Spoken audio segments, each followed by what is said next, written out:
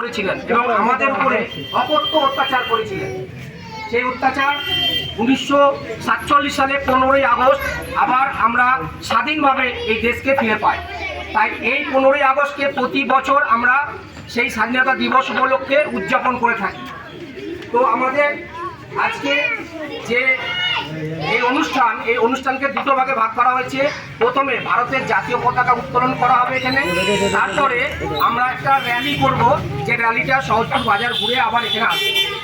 তো প্রথমে এখন আমাদের ভারতের জাতীয় পতাকা উত্তোলন করবেন আমাদেরই মসজিদের ইমাম এবং মুয়াজ্জম মক্তবের শিক্ষক জনাব কলিমুদ্দিন সাহেব। এই পতাকা উত্তোলনের সাথে সাথে যখন আমরা স্লোগান বলবো, সেই স্লোগানের সাথে সাথে আপনারা প্রত্যুত্তরে প্রত্যেকেই গলা মেলাবেন, ঠিক আছে? এখন ভারতের জাতীয় পতাকা উত্তোলনের জন্য আমি ডেকে নিচ্ছি জনাব কলিমুদ্দিন সাহেবকে, এবং আপনারা একটু সহযোগিতা করুন। যারা এখানে উপস্থিত আছেন প্রত্যেকে একটু কাছে কাছে এগিয়ে এসে সহযোগিতা করুন। আসুন সবাই একটু এগিয়ে আসি।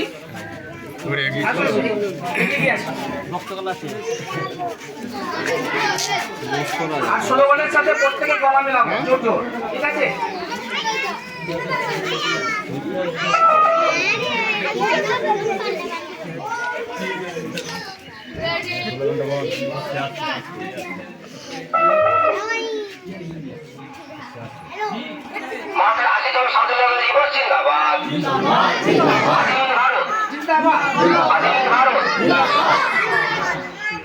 শহীদদের আমরা কখনো বলছি না, বলবো না।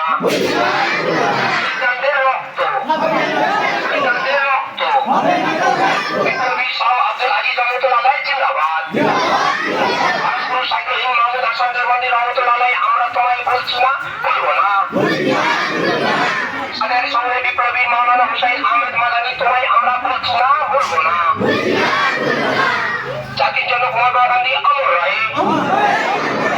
বিপ্লবী নেতা ঈশ্বরচন্দ্র বসু অমর রহে। ক্ষুদিরাম বসু অমর রহে। শহীদ আশরাফুল্লাহ তোমায় আমরা বলছি না, বলবো না। সাদের সঙ্গে মাওলানা আবুল কালাম আজাদ জিন্দাবাদ।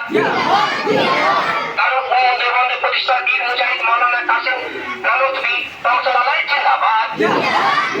স্বাধীন ভারত, স্বাধীন ভারত, স্বাধীন ভারত। ভারতের 80তম স্বাধীনতা দিবস জিন্দাবাদ।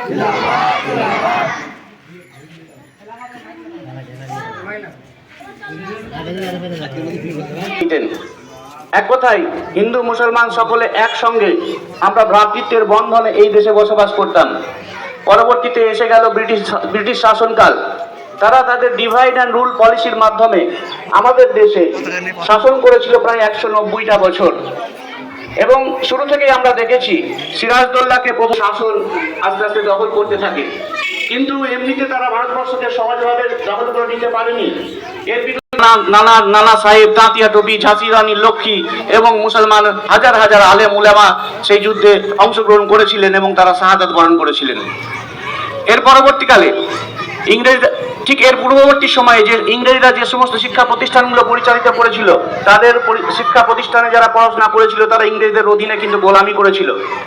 এবং মহাবিদ্রোহের সময়ে তাদের ভূমিকা খুব একটা সুবিধাজনক ছিল না। তারা ব্রিটিশদের পক্ষ অবলম্বন করেছিল, যার ফলে মহাবিদ্রোহ কিন্তু ব্যর্থতায় পর্যবসিত হয়। এর পরবর্তী সময়ে ওই শিক্ষিতদের অংশেরই একটা বিশেষ অংশ তারা ভারতবর্ষের স্বাধীনতা আন্দোলন, জাতীয় চেতনা এগুলো জাগ্রত করে এবং পরবর্তীতেও আমরা দেখি হিন্দু মুসলমান সকলে মিলিতভাবে দেশের জন্য আমরা লড়াই করি। জাতীয়